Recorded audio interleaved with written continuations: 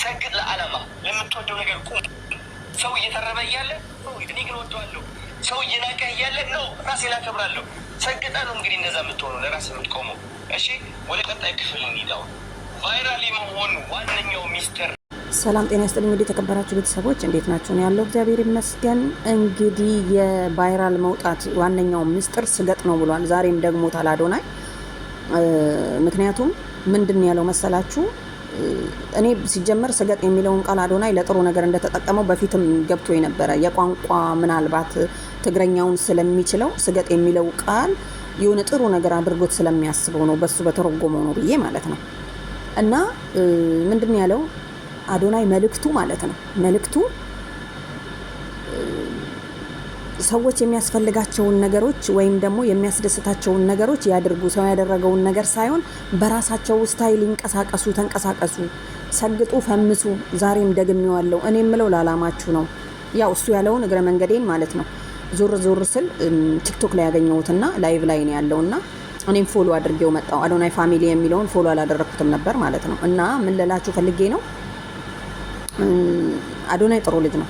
የሚያውቀውን ነገር ወይም ደግሞ ያለፈበትን ሂስትሪ ያው እያጋራን ነው የሚገኘው ማለት ነው። እና እዚህ ጋር የሳቅ ተሰጦ ካላችሁ፣ የማልቀስ ተሰጦ ካላችሁ፣ ሰውን የማስገረም ብቻ የሆነ ነገር ሰው ሆነን የተለያየ አቋም አለን አይደል? አንዳችን እናኮርፋለን፣ አንዳችን ደስተኛ ነን፣ አንዳችን ምናምን ነገር እና በሱ ስሩ ነው የሚለው። አትፍሩ፣ በራሳችሁ የሰውን ነገር ማለት በቃ ሰውን አይታችሁ እንደዛ ሰው ለመሆን አትሞክሩ እያለ ነው። እኔ አይደለሁም ያልኩትና እና ቤተሰብ ያው አንዳንዴ ደግሞ ጥሩ ነገሮችን ማዳመጥም ዞር ዞር ስንል ወሬ ብቻ ጥሩ አይደለም ብዬ ነው። እና ትምህርት ነክም እንደምናዳምጥ በዛው እግረ መንገድ ልነግራችሁ ነው። ዝም ብለን ወሬ ብቻ እንዳይመስላችሁ ለማለት ነው።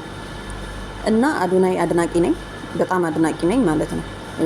እና ዛሬም ደግሞታል። እንግዲህ ስገጡ እምላችሁ ላላማችሁ ነው፣ አትፍሩ። በተለይ ይሄ መልእክት ለመዳም ቅመሞች ነው የሚጠቅመው። ገባችሁ?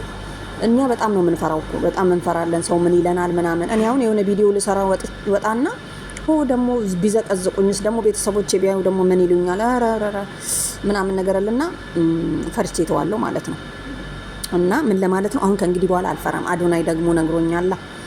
ሲቀጥል ደግሞ አዶናይ ያነቃቃው ብዙ ሰዎች አሉ። ከዚህ በፊትም ስገጥ የሚለውም ሰምቼ ነው ብላ ጋዜጠኛው ሲያናገራት ሰምቼ ነበርና ዋው አዶናይ አንድ ሰው ህይወት መቀየር ከራሱ ተስፋ ነው ምናምን ነገር አልኩ ማለት ነው። እንግዲህ ምን ለማለት ፈልጌ ነው ያ አዶናይ ዛሬ እያስተማረ ያለው ተቀየሩ፣ አትፍሩ። ማልቀስም ካለባችሁ ስልካችሁን ክፈቱና ቤታችሁን ዝጉና ተሰጦ ከሆነ ምን አርጉ ነው ያለው መሰላችሁ? ተሰጦ ከሆነ አልቀሳችሁ ቀረጹና ፖስቱ። መሳቅም ካለባችሁ ዝም ብላችሁ እየሳቃችሁ ፖስቱ። መዝናኛ ቦታም ይሁን ኩሽናም ከሆነ የትም ይሁን አትፍሩ። በቃ ሰው ምን ይለኛል የሚለውን ነገር ካይምሯችሁ አውጡ ይላል። ምን ይመስላችኋል ቤተሰብ? ግን እውነቱን ነው። እኔ ግን ሳስበው እውነት ነው፣ ትክክል ነክ ነው የምለው። እና ቤተሰብ አዶናይን ሄዱና ፎሎ እያደረጋችሁ አዳምጡት። አንዳንዴም ቁም ነገር የሆነ ሰው እኮ ሰውን ያበረታታል። ታውቃላችሁ?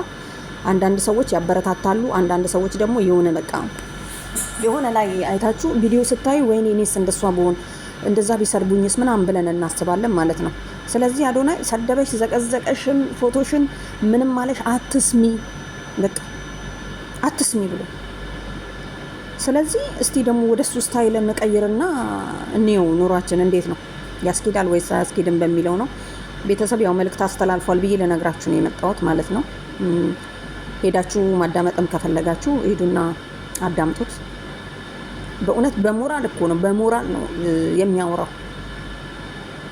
ውሃ እንኳን አልጠጣም እኔ እያየሁት ጉሮሮ እስከሚደርቅ ድረስና በቃ ለሰዎች መቀየር የሆነ አንዳንድ ሰው መቀኛ ነው። እሱ ግን የተቀየረበትን ነገር እንትን አይልም። ስለዚህ እኛ ምቀኞች ነን። ለሰዎች እንኳን እኮ የሚገርመው ነገር ዩቲዩብ ላይ ሼር አድርጉልን ስንላቸው የዛሬ ዓመት የዛሬ 2 ዓመት ምናምን ነገር ክፈሉ ይሉን ነበር ማለት ነው። ለሼር አንድ ቪዲዮ ለማስፖስት ማለት ነው። እና እሱ እውቀቱን እንደዚህ ሼር ካደረገ እኛ ደግሞ እሱን አይተን የማንቀይርበት ምን መንገድ አለን? የዛሬ ዓመት ጠብቀኝ እኔም ፈምሼ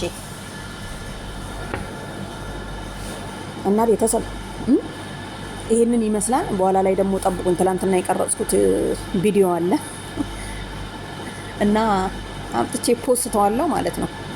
ያው ምክንያቱም የበፊቱን ቅደም ተከተል ራሱን የጠበቀ ማለት ነው። እዚህ ላይ መቀየጥ የለብኝም። ምክንያቱም ይሄ አዶናይን በማስመልከት ነው። አዶናይ ጀግና ነው እንደኔ ማለት ነው። እና ሰሞኑን ደግሞ አይታችኋል። ዲላንን ይዞ መጥቶ ያመጣው ለፖለቲካ ነው እያሉት ነው። እንዴት ነው ግን ይሄ አስተያየት ይሆን እንዴ? አላቅም። እና ለማንኛውም ቤተሰብ አመሰግናለሁ። ያው አንዳንዴ ደግሞ ስገቡ ስታዩ ለምንድን ነው ላይክ ሳታደርጉ እያረጋችሁ ሂዱ። እኛ እኮ ሞራሉ ይመጣልናል። በቃ ከየትም ቃርመን ይዘንላችሁ እንመጣለን ማለት ነው እናንተ ላይክ ስታደርጉ። እና ቤተሰብ ለማንኛውም የዛሬ ይሄንን ይመስላል። አመሰግናለሁኝ። ባይ። መልካም ቀን